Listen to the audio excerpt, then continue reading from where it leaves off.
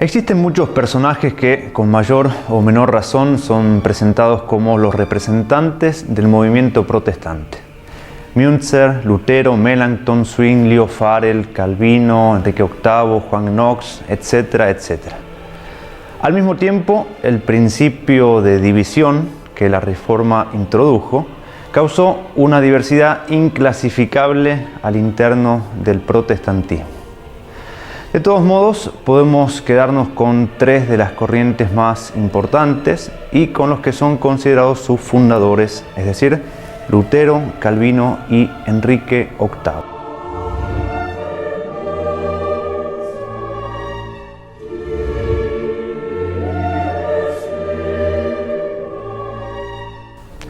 Los troncos más fuertes del protestantismo son, de hecho, el luteranismo, el calvinismo y el anglicanismo. El luteranismo es una teoría que se restringió mayormente a Alemania. El calvinismo fue una teoría francesa, pero fue la que más se extendió.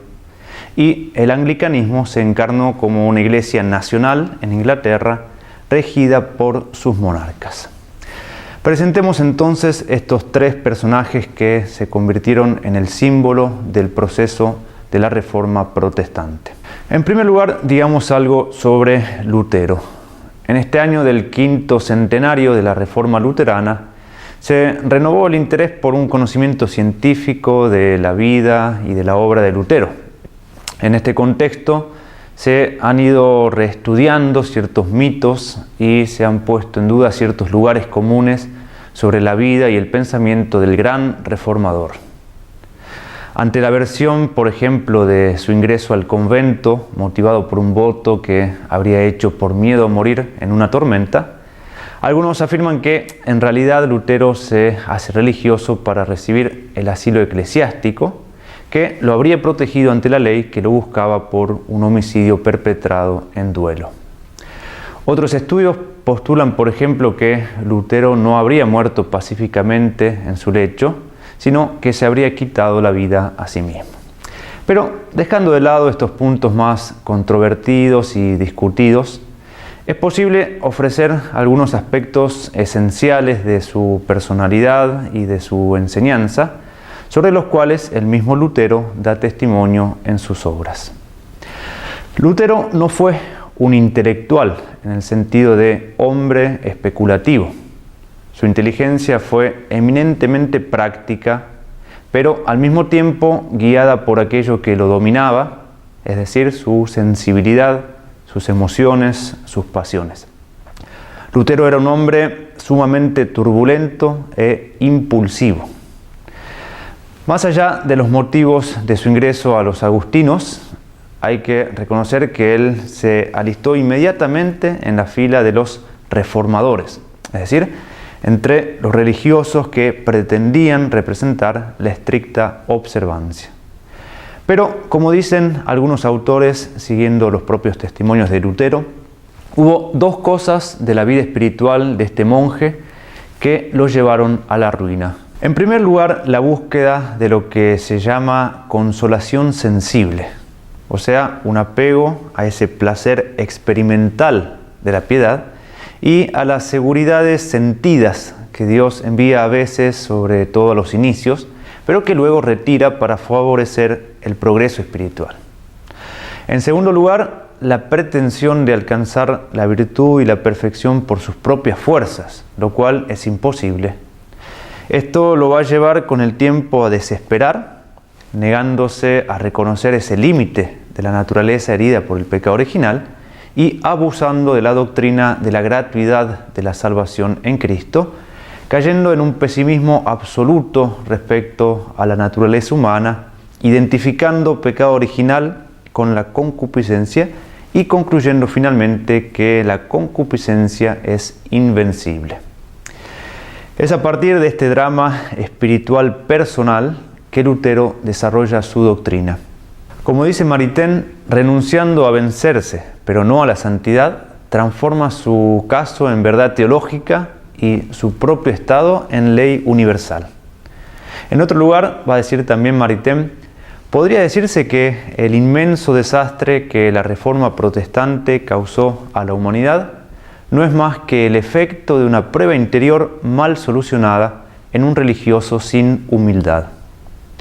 Confluyen entonces en la historia este drama interior de un monje fogoso con el estado de corrupción en cierto modo general que atravesaba la religión en Europa. Lutero inicia a exponer su pensamiento en su desenfrenada actividad de predicador, capellán y profesor, y el 31 de octubre de 1517 presenta 95 tesis en contra de las indulgencias, cuya praxis estaba ciertamente desvirtuada en algunos aspectos, pero no la doctrina sobre ellas, que va a ser ratificada por Trento. Creado el revuelo, es llamado a Roma, pero consigue que la cuestión se afronte en los límites del imperio. Lutero es claramente vencido y refutado en una disputa pública por el gran teólogo Juan Eck, pero reacciona nuevamente publicando los conocidos folletos dogmáticos, que son como el ABC del luteranismo, y al no retractarse es excomulgado en 1521. Por el edicto de Worms se proscribe a Lutero en todo el imperio, pero en su retirada se finge un rapto que le da unos 10 meses de actividad literaria intensísima, gracias a la cual ganará luego muchos adeptos. Se suceden una serie de insurrecciones en las que son saqueados numerosas iglesias y conventos, y en la que los príncipes que las reprimen quedan enriquecidos. Lutero apoyará las insurrecciones de los caballeros y del pueblo primero y las represiones de los príncipes después, bajo cuya protección se va a afirmar.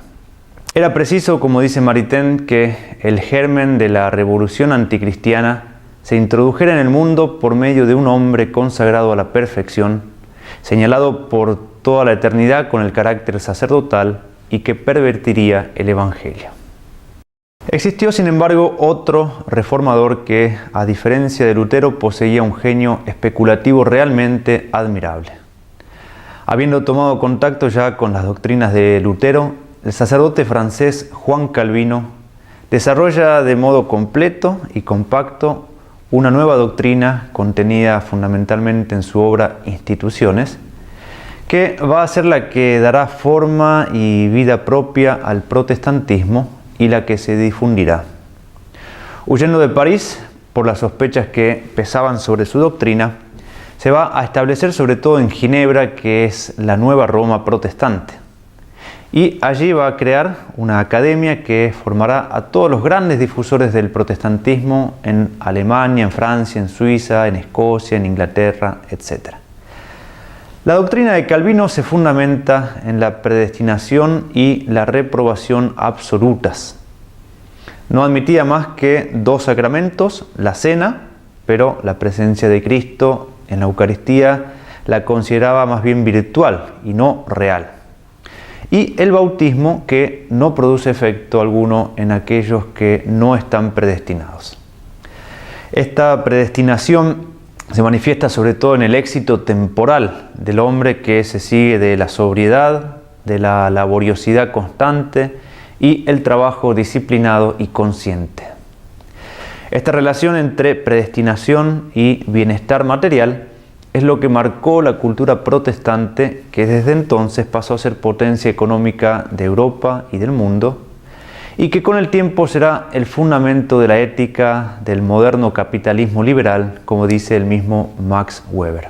Calvino se sitúa en una posición contraria al individualismo luterano y sostiene que nunca puede existir una conducta verdaderamente moral basándose en la simple interioridad de la libertad del cristiano.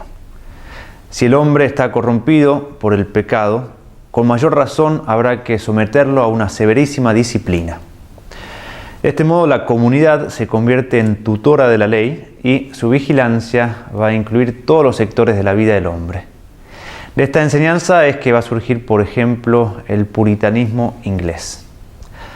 Belloc se pregunta por qué el libro de Calvino produjo en sus primeros años un efecto tan grande y por qué para mediados del siglo había convertido a Francia en un campo de batalla, comenzando a arrastrar a Escocia y, una generación más tarde, a sacudir también a Inglaterra. La respuesta, dice Belloc, debe ser una vez más, como lo es en toda la cuestión del éxito de la Reforma, la siguiente: porque la doctrina de Calvino era un ataque contra el sacerdocio. Después de 20 años de la revuelta luterana, de marcado anticlericalismo, aparece Calvino, una mente francesa, fuerte y disciplinada, que presenta un sistema completo que explica con plena y acabada filosofía cómo librarse del sacerdote y que erige contra el credo y la disciplina aborrecidos otro credo y otra disciplina. En esto, concluye Belloc, se fundó la fortuna pública de su obra. Por último, señalamos la imagen de Enrique VIII, que es considerado la cabeza y el fundador del anglicanismo. Él no era sacerdote, tampoco era estrictamente un teólogo. Era un monarca que era ante todo católico y que incluso había defendido al catolicismo escribiendo un libro sobre los sacramentos en contra de Lutero, por lo que el mismo Papa León X le otorga el título de defensor de la fe. Es erróneo presentar el inicio del anglicanismo como un mero drama pasional de Enrique VIII, como si todo se redujera al deseo del monarca de casarse con su amante Ana Bolena. Lo realmente determinante fue una cuestión política relacionada al problema de la descendencia. En realidad no era tan extraño en la época que los reyes tramitaran la nulidad matrimonial a raíz de este tipo de cuestiones, y de los 5 hijos que Enrique VIII había tenido con Catalina de Aragón, solo sobreviviría María, y un sobrino que era el posible heredero masculino había muerto recientemente. De todos modos, el pedido concreto de Enrique VIII no tenía ningún fundamento y el Papa se vio obligado a negar la declaración de nulidad. En 1534, Enrique VIII proclama a su amante como reina de Inglaterra y dicta el acta de supremacía, por la que él mismo se proclama jefe supremo de la Iglesia en Inglaterra. Se inicia así un proceso lento y paciente de supresión de la fe católica en Inglaterra, que no va a tener como protagonistas ni a Enrique VIII ni a Isabel Tudor, sino a Guillermo Cecil, siniestro personaje que maneja astutamente los hilos de esta historia, conduciendo a su antojo la nueva plutocracia que surgía en Inglaterra como fruto de los saqueos de los monasterios. El anglicanismo, si bien es la corriente protestante que menos se separa del catolicismo, eliminó la sujeción al sumo pontífice, estableciendo al gobierno político de turno como jefe de la Iglesia, abandonando lentamente la enseñanza que había heredado del catolicismo y dejándose contagiar finalmente por el calvinismo.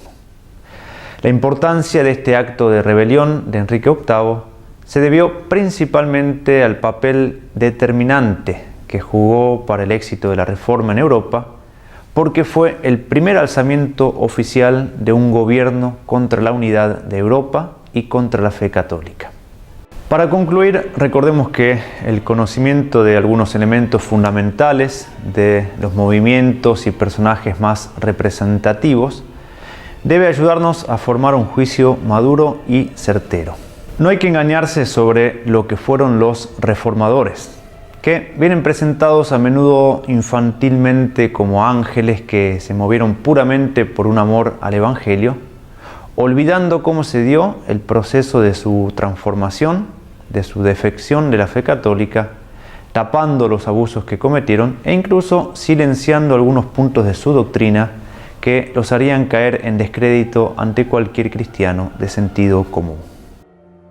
Si tenés alguna duda o querés dejarnos tu opinión, hacelo en los comentarios. Y si te interesa ver esta serie de videos, suscríbete a nuestro canal.